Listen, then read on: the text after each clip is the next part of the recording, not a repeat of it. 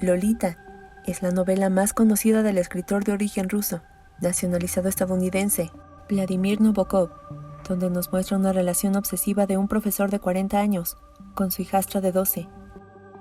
De ella han surgido distintas adaptaciones. Sin embargo, muy pocos conocían que Vladimir Nabokov basó su controvertida novela en la historia de Florence Sally Horner, una niña de tan solo 11 años, que vivió en carne propia la obsesión sexual de un hombre de mediana edad, que lo único que buscaba era cumplir con ella sus más oscuras fantasías.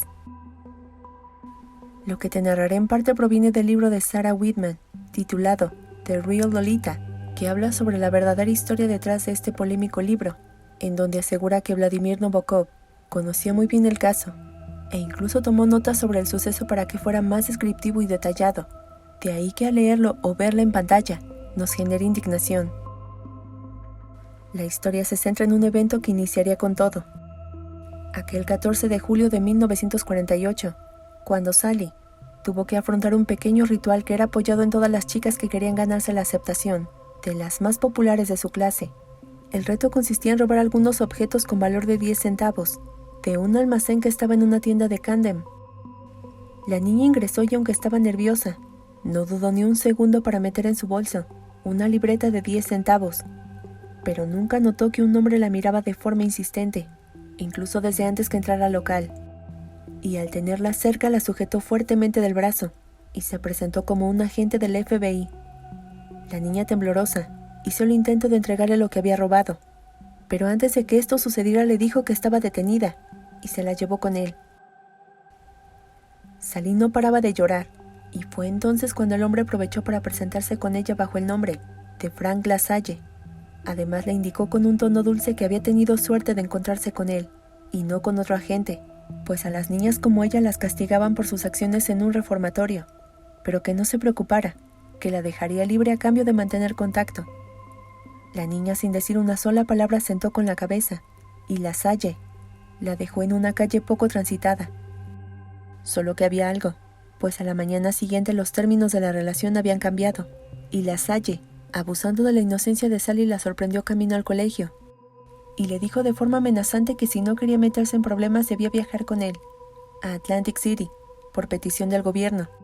También le aconsejó que le mintiera a su mamá, y le contara que era el padre de una de sus amigas, a quienes habían invitado a pasar unas vacaciones. Solo así no se opondría. Sally Horner hizo lo que LaSalle la obligó a hacer, le mintió a su mamá, y sin más se marchó con este hombre. Desde ese momento comenzaría su pesadilla, pues la niña de 11 años fue víctima de toda clase de abusos sexuales a manos de este mecánico de 50 años, que por cierto, no era la primera vez que lo hacía.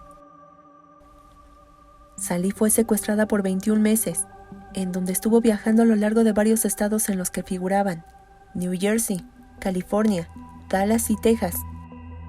En este último, Sally Horner fue enviada a la escuela, ya que si querían pasar desapercibidos, la chica debía fingir ser su hija, así que hacía su vida lo más normal posible. Pero por las noches la situación era dramática, ya que era su esclava sexual, y la trataba de manera aberrante, tanto que la niña perdió el brillo en su mirada, y se hizo temerosa, aislada, y todo el tiempo lucía cansada. Aunque esto era visto por los profesores y compañeros, nadie se acercaba a preguntar si le ocurría algo, por lo que su pesadilla continuó por algunos días, hasta que en un momento de desesperación, Sally terminó por confesar a uno de sus compañeros su situación secreta, pero debido a su inexperiencia no pudo darle algún consejo o recomendación. Únicamente se quedó en silencio, pues su confesión en verdad que le aterró. 3 semanas después, Sally desesperada, y al ver que su captor no estaba cerca telefoneó a su casa, y le pidió a su hermana que le notificara al FBI para que dieran con ellos. Su arresto no fue sencillo, pero finalmente, Sally consiguió escapar de su raptor el 22 de marzo de 1950, en San José, California.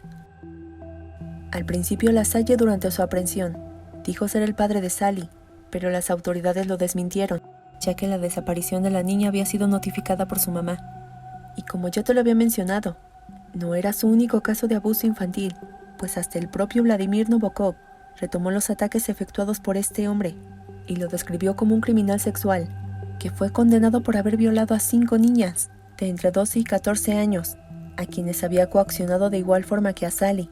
para que mintieran a su familia y luego de que todo saliera a la perfección, las obligara a mantener relaciones sexuales con él en un viaje muy largo a través de los Estados Unidos.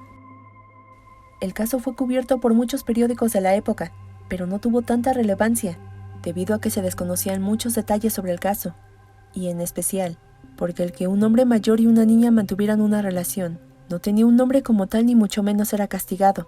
Por esta situación, Frank LaSalle fue juzgado frente a un número considerable de testigos, que muchos de ellos condenaron sus actos, mientras otros insistían que Sally se había ido con él bajo su propia voluntad.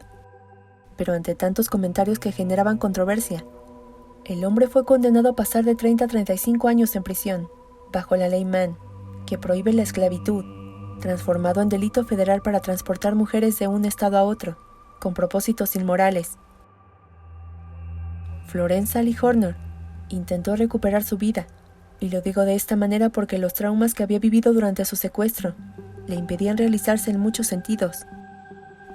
La vida de esta joven finalizó a la temprana edad de los 15 años, tras sufrir un accidente automovilístico cerca de Woodbine, New Jersey, el 18 de agosto de 1952, y tal como lo mencionó una agencia de noticias, el 20 de agosto de ese año, Sally murió inesperadamente y de una forma que nadie se esperaba.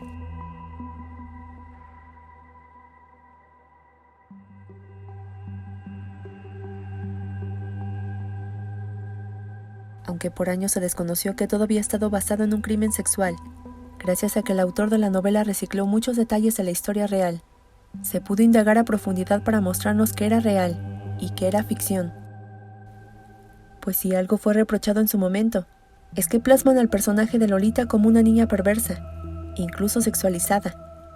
Además, pocas novelas como Lolita han sido objeto de tantas interpretaciones y estudios, en donde algunos psicólogos insisten que en este caso, la ficción es acomodada para permitir que a las niñas de menos de 13 años se les vea de una manera enfermiza, y que no es tanto por la novela, sino por la interpretación que puede haber en el lector, que puede tomarlo de distintas formas.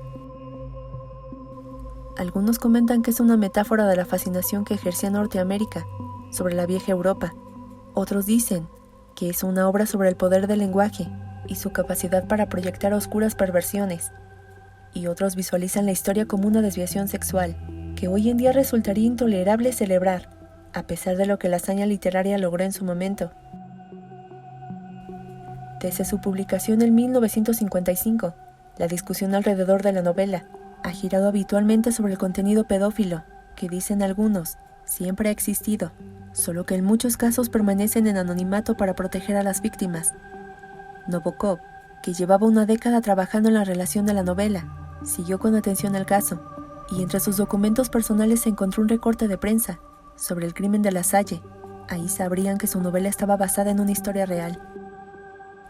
Pues en un principio, y posiblemente por la delicadeza del asunto, afirmó que la idea había provenido de su propia mente, y aunque en aquel entonces había muchos casos de hombres que perseguían a niñas pequeñas, y en donde él aseguraba que le habían servido de inspiración, había mucha similitud entre Lolita y Sally, que lo desmentía.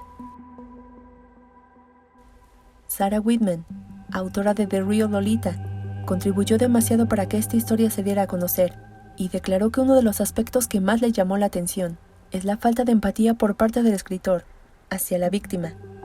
Además se mostraba preocupada, pues eran pocos los que se daban cuenta de la descripción tan entrañable que se hace sobre la indefensión de la niña y su dependencia a su captor. Y también decía estar agradecida por los movimientos feministas que protestaban por aquellas que sufrieron o sufren por sus abusadores, pues para ella, el plasmar un oscuro deseo sobre alguien inocente y al mismo tiempo tomarlo de forma pasiva no era normal. Claro que también resalta que la época era diferente, pero el romantizar este tipo de mensajes solo encamina a algo: que más personas, sin importar el sexo o la edad, terminen satisfaciendo sus necesidades por el simple hecho de cumplir sus más oscuros deseos. Si te gustó el video, por favor regálame un like y compártelo con tu familia y amigos, me ayudarías mucho. Yo soy Laura y ya sabes que te espero en el próximo video con una historia nueva, que seguramente será aún más estremecedora. Hasta la próxima.